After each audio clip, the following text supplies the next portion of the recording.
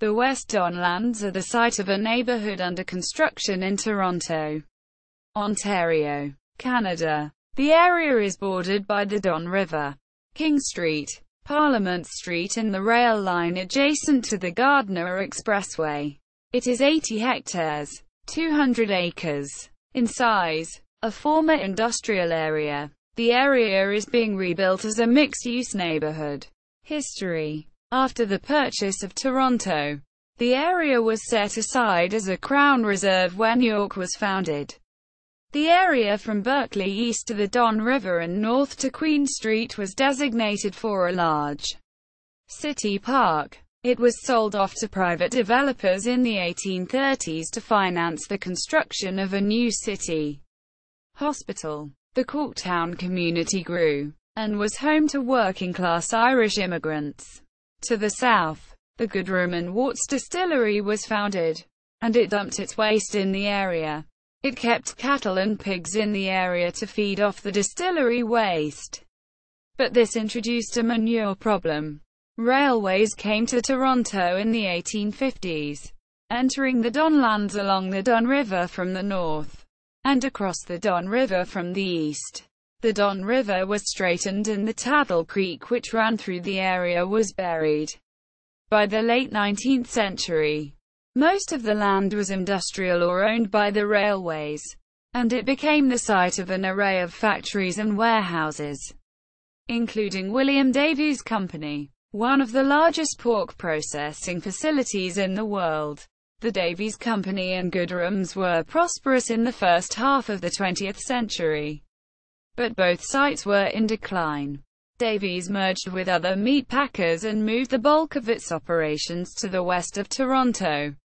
Goodrums was merged with the Hiram Walker Distillery and moved much of its production to the Hiram Walker facility out of town. The Davies Company closed in the 1980s, and Goodrums closed in 1991. By the 1980s, the area was heavily polluted and not a desirable location for industry, which sought locations for large one-story facilities in the suburbs. The area declined and much of the land abandoned as it required expensive cleanup before conversion to other uses. Another factor against conversion to other uses was that the lands were floodplains and as such could not be the site of residences. Failed Ataratiri project. In 1987, the area was expropriated by the Ontario government at the urging of Toronto Mayor Art Eggleton.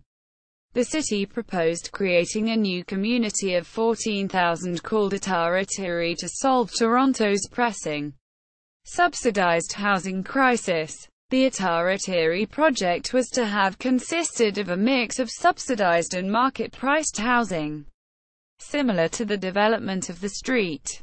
Lawrence neighborhood further west. The name for the project was taken from the Wyandot word for supported by clay, in reference to the clay soil of the area. After investing a considerable amount of money purchasing and clearing the site, the project eventually failed to attract private investors. The industrial history meant the soil was highly polluted and needed expensive cleanup before any residents could live there. The risk of flooding from the Don River also required a flood barrier to be erected. By 1992, the city and province had already invested some $350 million. And new estimates put the final cost at more than $1 billion more. The real estate market had also collapsed, making any private investment unlikely. The new Ontario government of Bob Rae thus decided to cancel the project in 1992. The land sat deserted. A number of plans were advanced for the land. For a time the provincial government considered selling it to a developer who wanted to build a harness racing facility, but local opposition put a halt to it. The lands were also a central part of Toronto's bid for the 2008 Summer Olympics. In 2001, Ontario Premier Mike Harris pushed for a complete redevelopment of Toronto's waterfront. but Mayor Mel Lastman objected to the idea of removing parts of the Gardiner Expressway. During Lastman's 6 years in office, no progress was made on redeveloping the site. Waterfront Toronto redevelopment. In 2001, the new Waterfront Toronto agency was commissioned by the federal, provincial and municipal governments to redevelop the Toronto waterfront. It was given the responsibility to take lands owned by either of the 3 levels of government in the waterfront area and make them available for development, sometimes building infrastructure such as parks or roads to make development possible. In 2006, the agency announced a new plan to create a residential community in the abandoned area. Under the overall plan of the Waterfront Toronto initiative, plans for the area include nearly 6,000 new residential spaces, with 20% being allocated as affordable, or subsidized, housing. Redevelopment plans include extensive integration with Toronto transit routes and 23 acres, 9.3 hectares, of public green space. The new Corktown Common is to be the recreational core of the project, linking the Don Valley Discovery Walk to the Toronto waterfront. The location is central to providing improved non-vehicular access from throughout the city to hundreds of thousands of pedestrians, cyclists, inline skaters and mobility scooter users. The plan was envisaged to take 12 years to develop. This changed in 2009, when it was announced that the West Don Lands would be the home of the Athletes Village for the 2015 Pan American Games. Bounded by Old Eastern Avenue, Cherry Street, Mill Street and Bayview Avenue, the development now is being referred to as Canary District. To build the Athletes Village in 6 years, Waterfront Toronto contracted out the development of the village on a fixed-price contract with developer Dundee Culmer for $514 million. This included roadways, a YMCA and George Brown College student residence. The village buildings, encompassing 787 units, were completed in time for the games, and individual units will be finished with kitchens and finishings for residents after the games. 2 further residential buildings will be constructed by the developer. In August 2012, Toronto Mayor Ford officially opened Underpass Park, a new public space in the West Don Lands district. The Corktown Common Park to the east of Bayview was completed in 2013. It serves as open space, recreational space and a flood barrier for the development. Bayview Avenue was rerouted around the park to connect to Front Street at the west end of the park. In 2014, Toronto Community Housing opened 3 new buildings in the neighbourhood.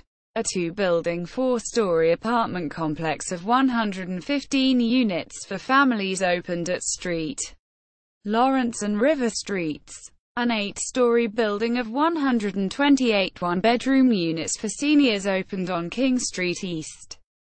2 heritage buildings at the corner of Front and Cherry were preserved and will be repurposed at a future date. In August 2015, rails for a new streetcar line along Cherry Street were completed as far south as the Distillery District. The rails are in a right-of-way along the eastern side of Cherry and Sumac Streets.